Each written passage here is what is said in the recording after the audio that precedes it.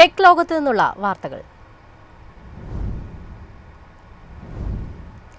Indian നിർമ്മിത iPhone കയറ്റുമതി 4.5 ലക്ഷം കോടി രൂപ പിന്നിട്ട് റെക്കോർഡിലെത്തി. കേന്ദ്ര സർക്കാരിന്റെ PLI പദ്ധതിയുടെ വലിയ വിജയമായാണ് ഈ നേട്ടം വിലയിരുത്തപ്പെടുന്നത്. ആപ്പിൾ ഐഫോണിന്റെ ഇന്ത്യയിൽ നിന്നുള്ള കയറ്റുമതി 4.51 ലക്ഷം കോടി രൂപ പിന്നിട്ടു. 2001-2022 ഇന്ത്യയിൽ ഉൽപാദനം തുടങ്ങി 2020 ഡിസംബർ വരെയുള്ള കാലത്തെ മൊത്തം കയറ്റുമതിയുടെ മൂല്യമാണിത്. ഈ സാമ്പത്തിക വർഷം 3 മാസം കൂടി അവശേഷിക്കുകയാണ് ഈ നേട്ടം. കേന്ദ്ര സർക്കാർ സ്മാർട്ട് ഫോൺ ഉൽപാദന മേഖലയ്ക്കായി അവതരിപ്പിച്ച ഉൽപാദന അനുബന്ധ പദ്ധതിയായ PLI സ്കീമിന്റെ മികച്ച വിജയം കൂടിയാണിത്. 5 വർഷത്തെ PLI സ്കീമിൽ ഇനി 3 മാസമാണ് അവശേഷിക്കുന്നത്. നടപ്പ് സാമ്പത്തിക വർഷം ആദ്യ 9 മാസക്കാലത്ത് ആകെ 1.44 ലക്ഷം കോടി രൂപയുടെ ഐഫോൺ കയറ്റുമതി അയച്ചിട്ടുണ്ട്. 2024-2025 ഇത് ഏകദേശം 1.58 ലക്ഷം കോടി രൂപ വരെ എത്തി. ആപ്പിളിന്റെ പ്രധാന എതിരാളികളിലൊന്നായ സാംസങ് ഇതുവരെ 1.53 ലക്ഷം കോടി രൂപയുടെ കയറ്റുമതിയാണ് നടത്തിയത്.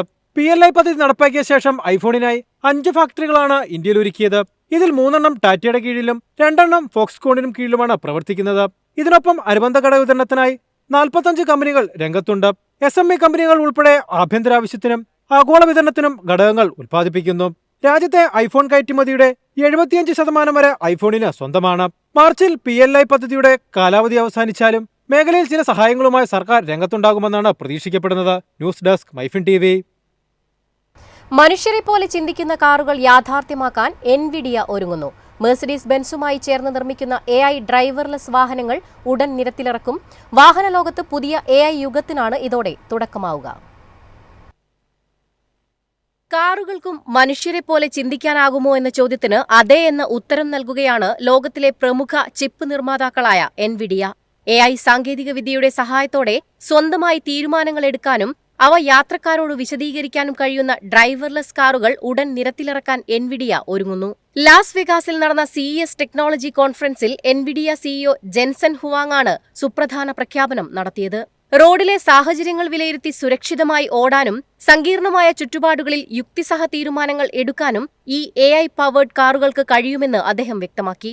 മെഴ്സിഡീസ് ബെൻസുമായി സഹകരിച്ചാണ് ഈ നൂതന ഡ്രൈവർലെസ് വാഹനം വികസിപ്പിക്കുന്നത്. ഏതാനും മാസങ്ങൾക്കകം അമേരിക്കയിൽ ലോഞ്ച് ചെയ്യുകയും പിന്നീട് ഏഷ്യയിലേക്കും യൂറോപ്പിലേക്കും വ്യാപിപ്പിക്കുമെന്നും ഹുവാങ് അറിയിച്ചു. AI ഹാർഡ്വെയറും സോഫ്റ്റ്വെയറും സംയോജിപ്പിച്ചുള്ള NVIDIAയുടെ ഫിസിക്കൽ AI മുന്നേറ്റത്തിന്റെ ഭാഗമായാണ് ഈ പദ്ധതി.